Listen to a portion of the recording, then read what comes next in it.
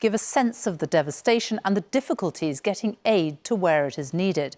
The city on the Mediterranean coast was particularly badly hit. This was the port before the floods, with its population of around 100,000 people. And this is what it looks like now, after 2 dams and 4 bridges collapsed. Thousands of people are still missing. The mayor of Derna says he fears as many as 20,000 people may have died. Many people were asleep when their homes collapsed around them, and many were washed out to sea in the torrent. A warning: you may find some of the images in Quentin Somerville's report upsetting. When the storm came, fractured Libya was ill-prepared. Half a year's rainfall fell in just 24 hours.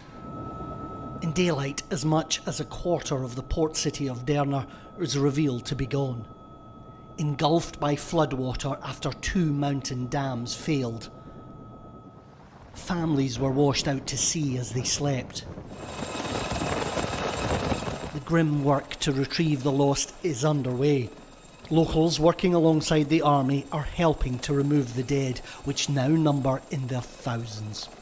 Bodies are being washed ashore by the dozens. With terrible force, the flood swept through this city, destroying homes, cars, bridges. There was no warning, no evacuation order. Gently, the body of a child is recovered from the rubble. Few here are being found alive. Derna and Libya are overwhelmed. It's too much for those left grieving. Entire families were swallowed by the deluge.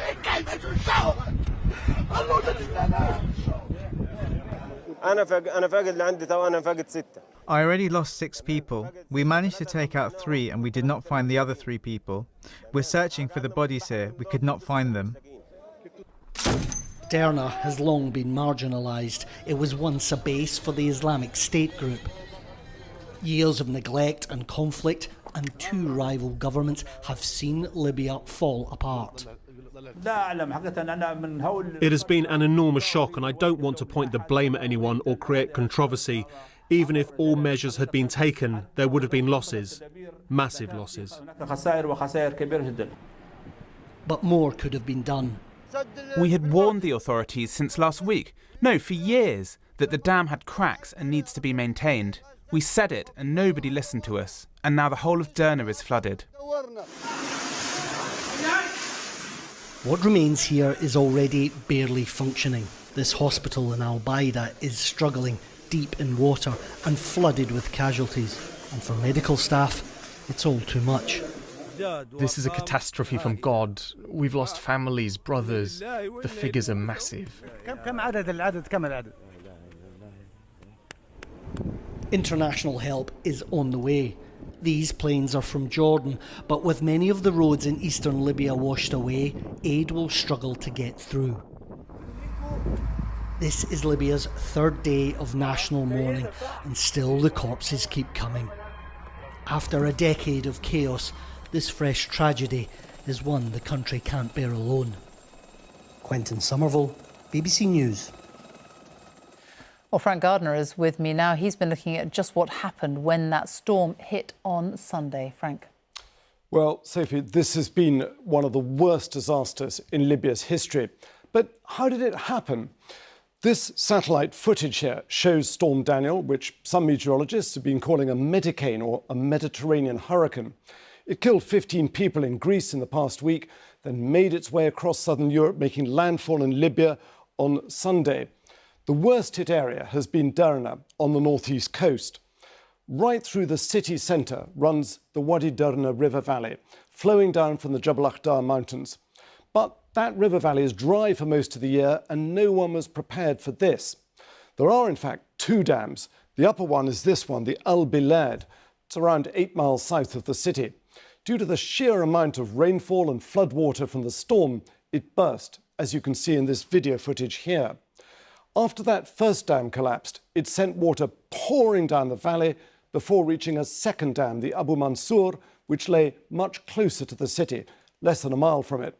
So the sheer force of the flooding meant that this second dam was also overcome.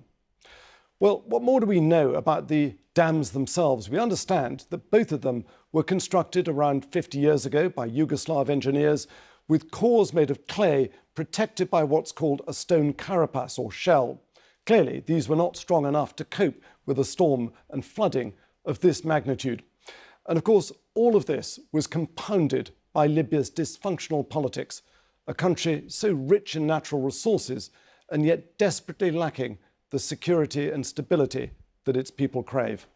Sophie. Frank, thank you. Well, let's go back now to Quentin Somerville, who has been following this story from Beirut, and the scale of the devastation only really becoming clear now. One estimate tonight that up to 20,000 people could be dead in Derna alone. Yeah, Sophie, those figures from the mayor of Derna, I think, though, they'll be counting the bodies there for many days, if not weeks, to come. There are many countries that could have handled flooding of this scale, but not one as troubled as Libya. It has had a long and painful decade, civil wars, local conflicts, and Derna itself was taken over by the Islamic State group. The city was bombed to remove them from there. And ever since then, even before this disaster, the people were terribly neglected. They've been called the most marginalised of the marginalised. But let's not forget, there were warnings that these two dams might be breached, not just from locals, but from Libyan academics too. But amid Libya's chaos, those warnings went unheeded.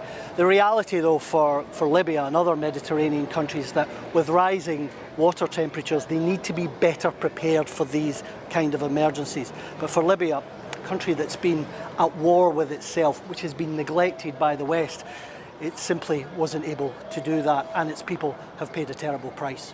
Quentin Somerville, thank you.